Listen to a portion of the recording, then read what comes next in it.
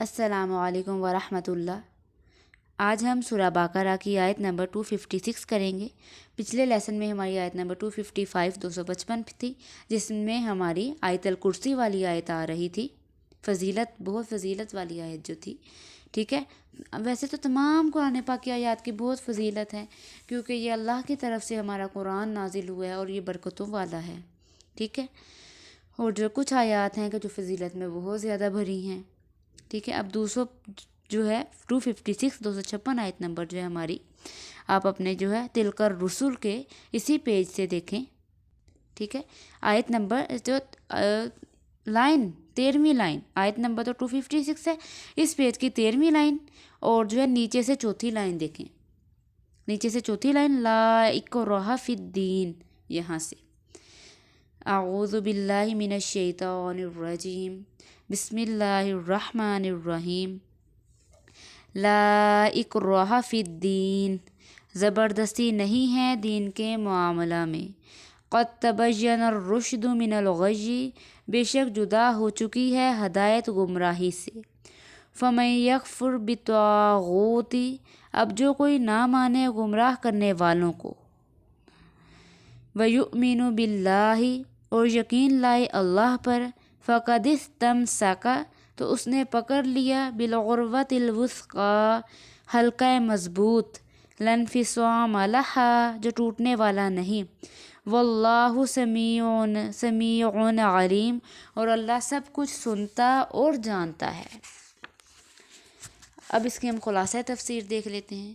اب دین اسلام کے قبول کرنے میں زبردستی کا فی نفسی ہی کوئی موقع نہیں، کیونکہ ہدایت یقیناً گمراہی سے ممتاز ہو چکی ہے، یعنی اسلام کا حق ہونا دلائل سے واضح ہو چکا ہے، تو اس میں اکراہ کا موقع ہی کیا ہے؟ اکراہ تو غیر پسندیدہ چیز پر مجبور کرنے سے ہوتا ہے، اور جب اسلام کی خوبی یقیناً ثابت ہے تو جو شخص شیطان سے بد اعتقاد ہو اور اللہ تعالیٰ کے ساتھ خوش اعتقاد یعنی اسلام قبول کر لے، تو اس نے بڑا مضبوط حلقہ تھام لیا جو کسی طرح ٹوٹ نہیں سکتا، اور اللہ تعالیٰ خوب سننے والے ہیں اقوال ظاہری کے، اور خوب جاننے والے ہیں احوال باطنی کے۔ اب معرف و مسائل۔ اسلام کو مضبوط پکڑنے والا چونکہ ہلاکت اور محرومی سے محفوظ رہتا ہے، اس لیے اس کو ایسے شخص سے تشبیہ دی جو کسی مضبوط رسی کا حلقہ ہاتھ میں مضبوط تھام کر گرنے سے مامون رہتا ہے، اور جس طرح ایسی رسی کے ٹوٹ کر گرنے کا خطرہ نہیں، اور یوں کوئی رسی ہی چھوڑ دے تو اور بات ہے، اسی طرح اسلام میں کسی قسم کی ہلاکت اور خسارہ نہیں، اور خود کوئی اسلام کو ہی چھوڑ دے تو اور بات ہے۔ اس آیت کو دیکھتے ہوئے بعض لوگ یہ اعتراض کرتے ہیں کہ اس آیت سے معلوم ہوتا ہے کہ دین میں زبردستی نہیں ہے، حالانکہ اسلام میں جہاد اور قتال کی تعلیم اس کے معرض ہے۔ اگر ذرا غور سے دیکھا جائے تو معلوم ہو جاتا ہے کہ یہ اعتراض صحیح نہیں ہے، اس لیے کہ اسلام میں جہاد اور قتال کی تعلیم لوگوں کو قبول ایمان پر مجبور کرنے کے لیے نہیں ہے، ورنہ جزیہ لے کر کفار کو اپنی ذمہ داری میں رکھنے اور ان کی جان و مال و آبرو کی حفاظت کرنے کے اسلامی احکام کیسے جاری ہوئے؟ بلکہ دفع فساد کے لیے ہے، کیونکہ فساد اللہ تعالیٰ کو ناپسند ہے، جس کے در پہ کافر رہتے ہیں، چنانچہ اللہ تعالیٰ فرماتے ہیں وَيَسْعَوْنَ فِي الْأَرْضِ فَسَادًا وَاللَّهُ لَا يُحِبُّ الْمُفْسِدِينَ، یہ لوگ زمین میں فساد کرتے پھرتے ہیں، اور اللہ تعالیٰ فساد کرنے والوں کو پسند نہیں کرتا،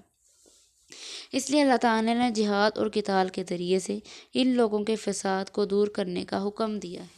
بس ان لوگوں کا قتل ایسا ہے جیسے سانپ، بچھو اور دیگر موذی جانوروں کا قتل۔ اسلام نے عورتوں، بچوں، بوڑھوں اور اپاہج وغیرہ کے قتل کو عین میدان جہاد میں بے سختی سے روکا ہے، کیونکہ وہ فساد کرنے پر قادر نہیں ہوتے۔ ایسے ہی ان لوگوں کے بھی قتل کرنے کا روکا ہے جو جزیہ ادا کرنے کا وعدہ کر کے قانون کے پابند ہو گئے ہیں۔ اسلام کے اس طرز عمل سے واضح ہو جاتا ہے کہ وہ جہاد اور قتال سے لوگوں کو ایمان قبول کرنے پر مجبور نہیں کرتا، بلکہ اس سے وہ دنیا میں ظلم و ستم کو مٹا کر عدل و انصاف اور امن و ایمان قائم رکھنا چاہتا ہے۔ حضرت عمر رضی اللہ تعالیٰ عنہ نے ایک نصاری بریہ کو اسلام کی دعوت دی، تو اس کے جواب میں اس نے کہا انا عجوز کبیرۃ والموت الی قریب، یعنی میں ایک قریب المرگ بریہ ہوں، آخری وقت میں اپنا مذہب کیوں چھوڑوں؟ حضرت عمر رضی اللہ تعالیٰ عنہ نے یہ سن کر ایمان پر مجبور نہیں کیا، بلکہ یہی آیت تلاوت فرمائی، لا اکراہ فی الدین، یعنی دین میں زبردستی نہیں۔ در حقیقت ایمان کے قبول پر جبر اور سختی نہیں،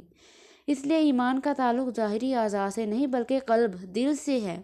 اور جبر و اکراہ کا تعلق صرف